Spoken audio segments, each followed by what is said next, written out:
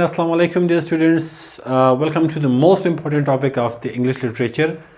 ये वाला लेक्चर जो है आपके सारे कन्फ्यूजन्स दूर करेगा. आपको आई एम डैम श्योर इस चीज़ में इशू है कि कौन सा एज कब स्टार्ट हो रहा है और कब ख़त्म हो रहा है और कौन सा ओवरलैप कर रहा है एक एज उसके अंदर डिफरेंट एजेस आ रही हैं. आपको डेट्स में कन्फ्यूजन आ रही है, आपको नामों में कन्फ्यूजन आ रही हैं. ये सारी चीज़ें कवर करने के लिए I am here your English teacher Najibullah with you. तो आपने सबसे पहले घबराना नहीं है और ओपन योर नोटबुक्स. यहाँ से अब हम स्टार्ट करेंगे टाइम लाइन इंग्लिश लिटरेचर का. I will make it a piece of cake for you इंशाल्लाह. So without wasting time let's get started. So हम स्टार्ट करेंगे हमारे फर्स्ट पीरियड से, दैट इज़ ओल्ड इंग्लिश, जिसको एंग्लो सैक्सन पीरियड भी कहा जाता है. यानी इस एक एज के दो नाम आपके पास है. ओल्ड इंग्लिश भी कहा जाता है और एंग्लो सैक्सन पीरियड भी है. और इसका टाइम पीरियड क्या है? 450 से लेकर 1066 एडी तक इसका टाइम पीरियड है. अब हम इसका देखते हैं हिस्टोरिकल बैकग्राउंड कि इसकी हिस्ट्री क्या है. सो ये स्टार्ट होता है begin with the arrival of the Anglo Saxons. जब एंग्लो सैक्सन्स ब्रिटेन आए थे ये तब इनका टाइम पीरियड स्टार्ट हुआ. इसके लिए मैं फुल डेप्थ में नहीं जाऊंगा क्योंकि हर एक पे मैं अलग अलग एक वीडियो बनाऊंगा. हर एक एज पे फुल डिटेल में वहाँ डिस्कस करूंगा. यहाँ पे आपने सिर्फ एक ओवरव्यू लेना है कि एग्जैक्टली है क्या. तो बेसिकली हुआ ये था कि 3 जर्मनिक ट्राइब्स आई थी, उन्होंने ब्रिटेन पे हमला किया और वहाँ पे बसे. और देवर ये 3 ट्राइब्स थी, जो ज्यूस थी, सैक्सन्स थे और एंजल्स थे. ये तीनों जो आए थे और उसके बाद उनका टाइम पीरियड स्टार्ट होता है. और ये ख़त्म कब हुआ? Ended with the Norman conquest, जब नॉर्मन्स ने इन पे हमला किया 1066 में. यानी 450 से 1066 इनका टाइम पीरियड है. यहाँ पे क्या था? Literature was oral. लिटरेचर था तो सही लेकिन ओरल था बिफोर बीइंग रिटन डाउन. अब इसके थोड़े लिटरेरी फीचर्स देखते हैं कि वो क्या थे. So written in Old English, ये जो पुरानी किस्म की इंग्लिश है, the English which we speak these days, not this one but the English where they would use this, thy, thine, thou, इस तरह के जो वर्ड्स थे, जिस तरह शेक्सपियर और कीट्स की राइटिंग में आप कभी कभी देखते हैं बड़े मुश्किल वर्ड्स उन्होंने यूज़ किए हुए होते हैं. तो वो आपकी ओल्ड इंग्लिश है. सो हीरोइक पोइट्री थी, उनकी पोइट्री हीरोज़ पे थी क्योंकि the one who was powerful और जो अच्छी तलवार चलाना जानता था, जो अच्छा शिकार करता था, उसको बड़ा सराहा जाता था. That was the time. उसके बाद थोड़े बहुत रिलीजियस थीम्स भी थे उनमें और लॉयल्टी मोस्ट इम्पॉर्टेंट चीज़ थी उनमें.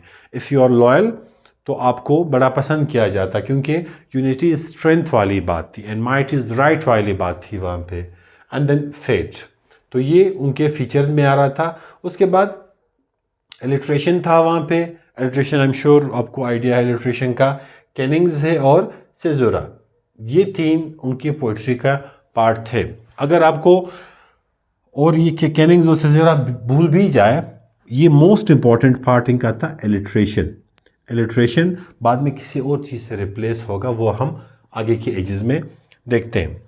और अब इनके हिस्टोरिकल बैकग्राउंड हो गया, लिटरेरी फीचर्स हो गए. अब हम मेजर राइटर्स एंड वर्क्स पे आते हैं. थोड़े मोटे मोटे हम पढ़ते हैं. एक था बेओवुल्फ. बेओवुल्फ एक एपिक पोइम थी, लॉन्ग नैरेटिव पोइम जिसको कहा जाता है, और जिसने लिखी थी वो एनोनिमस था, हमें उसके राइटर का नहीं पता. And greatest epic of the period, इस अरसे में इससे बड़ा एपिक लिखा ही नहीं गया था. क्या था उस एपिक में, वो इसकी लॉन्ग वीडियो में बताऊंगा. देन कैडमन क्या था? इनका रिलीजियस हिम्स लिखता था. ये भी कोई रिलीजियस पोइट था और रिलीजियस हिम्स लिखता था. देन साइनवुल्फ, वो भी एक रिलीजियस पोइम्स लिखते थे. एक था the dream of the rod, ये साइनवुल्फ. तो मेजर राइटर्स कौन कौन से हैं? कैडमन एंड साइनवुल्फ ओल्ड इंग्लिश के मेजर राइटर्स हैं. और राइटिंग्स में आप देख सकते हैं कि बेओवुल्फ को आपने सिर्फ याद रखना है कि आपके ओल्ड इंग्लिश में आता है. Then comes the middle English period. और मिडिल इंग्लिश पीरियड जो है वो हमारे पास फिर कब से स्टार्ट होता है और कहाँ पे ख़त्म होता है. ये स्टार्ट हम ये 1066 पे इसके ये एंड हो गया, तो मिडिल इंग्लिश आपका फिर 1066 से लेकर 1500 तक आपका चलेगा, 1066 से लेकर 1500 तक। अब इसका पहले हम अच्छा, इसको मिडिल इंग्लिश पीरियड भी कहते हैं और एंग्लो नॉर्मन पीरियड भी कहते हैं। Anglo Norman, Old English Anglo Saxons, Middle English Anglo Norman. So इसका हिस्टोरिकल बैकग्राउंड क्या है? Norman conquest introduce the French influence. जब नॉर्मन्स आए उन्होंने इन पे हमला किया, तो उन्होंने क्या किया, फ्रेंच जो उनके जो किंग थे वो बड़े like he use to speak French, तो फ्रेंच का इन्फ्लुएंस होने लगा इस पे और इंग्लिश लैंग्वेज में चेंजेस आने लगी, इवोल्यूशन आने लगा, इंग्लिश लैंग्वेज इवॉल्व्ड। तो अक्सर फ्रेंच वर्ड्स जो थे वो इंग्लिश में आने लगे। वो उनके जो किंग थे वो बोल रहे थे फ्रेंच, और जो दुआ वगैरह और रिलीजियस काम जो उसके थे, दुआएं वगैरह, नमाज वगैरह जो भी उनका था, वो लैटिन में कर रहे थे, और जो आम पब्लिक थी वो इंग्लिश बोल रही थी। ये इसका हिस्टोरिकल बैकग्राउंड है। लिटरेरी फीचर्स में क्या है? लिटरेरी फीचर्स में इनका है रोमांस, अब थोड़ा बहुत रोमांस भी ऐड होने लगा, शिवलरी, रिलीजन और development of pros and drama, use of rhyme instead of alliteration. अब देखिए इसमें रोमांस भी आया मिडिल एज में, वहाँ पे नहीं था, शिवलरी यहाँ पे है, यहाँ पे नहीं, रिलीजन यहाँ पे कुछ ज़्यादा, यहाँ पे थोड़ा कम है, और प्रोज डेवलप होने लगे। ये बड़ा इंपॉर्टेंट है कि प्रोज राइटिंग जो है वो आपकी मिडिल एजेस में वो डेवलप होने लगी। एंड देन कम्स, यहाँ पे आपके पास एलिट्रेशन बहुत ज़्यादा थी, राइम नहीं था, लेकिन यहाँ पे आपके पास राइम आया है। अब अगर आपको एलिट्रेशन और राइम में फ़र्क नहीं है तो ये आप प्लीज़ सर्च कर लो, क्योंकि अगर मैं बता दूंगा आपको फिर याद नहीं रहेगा अनटिल आप इसको सर्च ना करें। तो do search and let me know in the comment section if you have watch the video कि एलिट्रेशन क्या है और राइम क्या है। सो उसके बाद हम आते हैं मेजर राइटर्स पे। मेजर राइटर्स इनके कौन कौन से हैं और उनके works. Most important one is the Geoffrey Chaucer. Chaucer जो है नॉर्मली इसको चौसर भी कहते हैं और द एज ऑफ चौसर भी कहा जाता है। उन्होंने एक लिखा था द कैंटरबरी टेल्स, ये इनकी राइटिंग है, आपने जहन में रखना है, जियोफ्री चौसर ने कैंटरबरी टेल्स लिखा था।